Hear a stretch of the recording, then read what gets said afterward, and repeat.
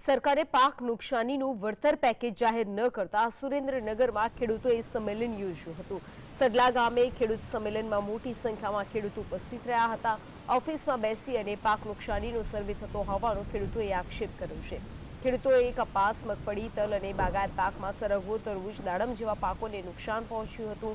ખેતરોમાં 15 દિવસ સુધી જવાય તેવી સ્થિતિ રહી નથી। હવે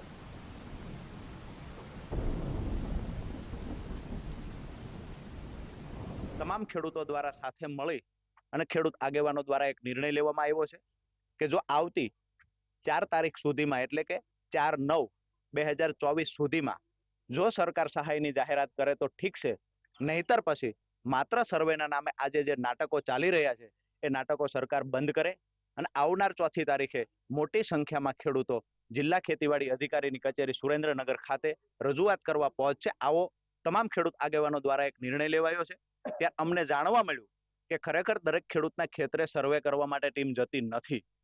ખરેખર જે ગ્રામ સેવક છે જેને સર્વેની જવાબદારી સોંપવામાં આવી છે માત્ર રોડ પર ફરી અને પ્રાથમિક સર્વેના રિપોર્ટો ઓફિસમાં બેસીને તૈયાર કરે છે। મેં આશરે 10 હેક્ટરનો કપાસનું વાવેતર કરેલું હતું, જુવાર પશુ માટેનું વાવેતર કરેલું હતું, તલ બાજરીનું વાવેતર કરેલું હતું।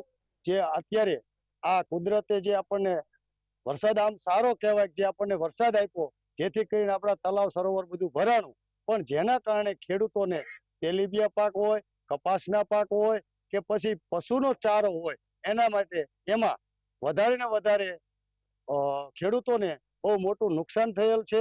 ખેડૂતોને નુકસાન થવાના કારણે અત્યારે ખેડૂતોને રાતા પાણીએ રોવાના પણ એક વાર આવ્યા છે, જેની અંદર ઘણા બધા વ્યક્તિઓના માલ જાનનું પણ નુકસાન થયેલું છે।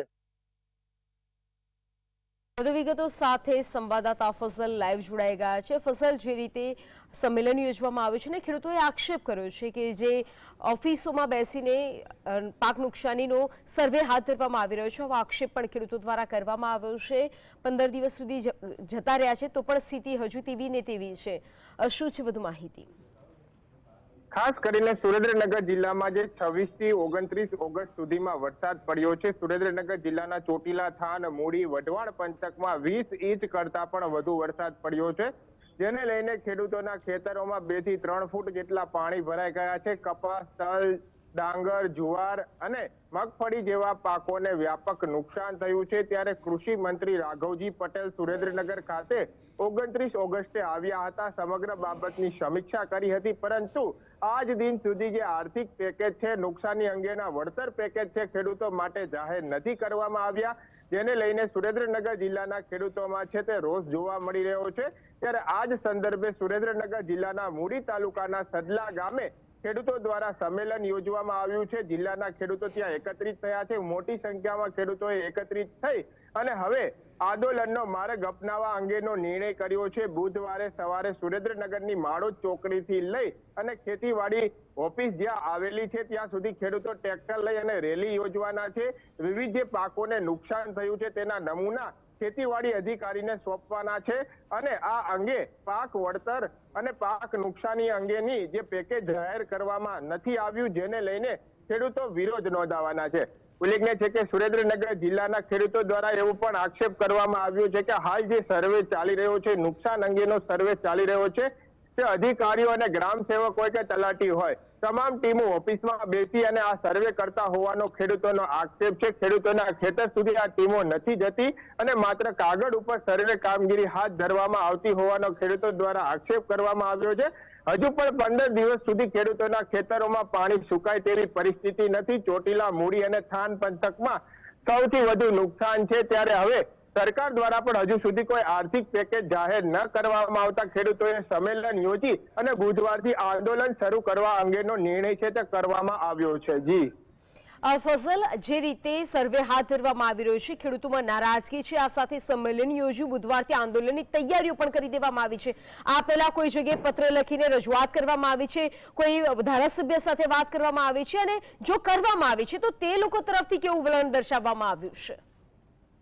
ખાસ કરીને સુરેન્દ્રનગર જિલ્લાના જે ખેડૂતો છે તે એવો પણ આક્ષેપ કરી રહ્યા છે કે જ્યારે નેતાઓને અને ચૂંટાયેલા આગેવાનોને મત જોતા હતા ત્યારે ખેડૂતો વચ્ચે હાથ જોડીને આવતા હતા અને ખેડૂતો પાસે મતની માંગણી કરતા હતા, હવે ખેડૂતોના મત લઈ અને સરકાર બનાવી નાખી અને બેસી ગયા વિધાનસભામાં, લોકસભામાં બેસી ગયા ત્યારબાદ હવે ખેડૂતો સામે જોતા ન હોવાનો આક્ષેપ નેતાઓ સામે ખેડૂતો દ્વારા કરવામાં આવ્યો છે.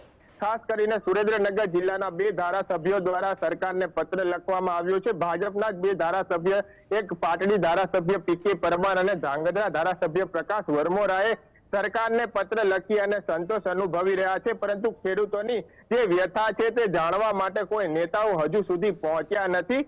માત્ર ને માત્ર કાગળ લખી અને આ નેતાઓ ખેડૂતોને સહાય મળે તે પ્રકારના જે સરકારોમાં ભલામણ કરી રહ્યા છે, પરંતુ જે ગ્રાઉન્ડ લેવલ ઉપર પરિસ્થિતિ છે તેનાથી આ ધારાસભ્યો પણ વાકેફ નથી તો સાંસદ વાકેફ કે નથી તો ચૂંટાયેલા નેતાઓ વાકેફ. ત્યારે હાલમાં જે ખેડૂતોની દયનીય પરિસ્થિતિ છે, જે ખેડૂતોની આર્થિક કમર આ વરસાદે અતિવૃષ્ટિના કારણે તોડી નાખી છે, હવે સરકાર દ્વારા ટૂંક સમયમાં પેકેજ જાહેર કરવામાં આવે તેવી માંગણી સુરેન્દ્રનગર જિલ્લાના ખેડૂતો દ્વારા કરવામાં આવી રહી છે. નેતાઓ ગુમ થઈ ગયા હોવાનો ખેડૂતોનો આક્ષેપ છે, ત્યારે હવે નેતાઓ ખરા અર્થમાં ખેડૂતો વચ્ચે જાય, ખેડૂતોના સેવક બને અને ખેડૂતોની જે વાસ્તવિક પરિસ્થિતિ છે તે સરકાર સુધી પહોંચાડે તેવી પણ ખેડૂતોની માંગણી છે. અને ત્યારબાદ પૂરતા પ્રમાણમાં અને જે ખરેખર નુકસાન થયું છે તેનો સર્વે હાથ ધરી અને વ્યવસ્થિત રીતે સહાય મળે તે અંગેનું સરકારમાં રજૂઆત કરવા નેતા પાસે પણ ખેડૂતો આશા વ્યક્ત કરી રહ્યા છે.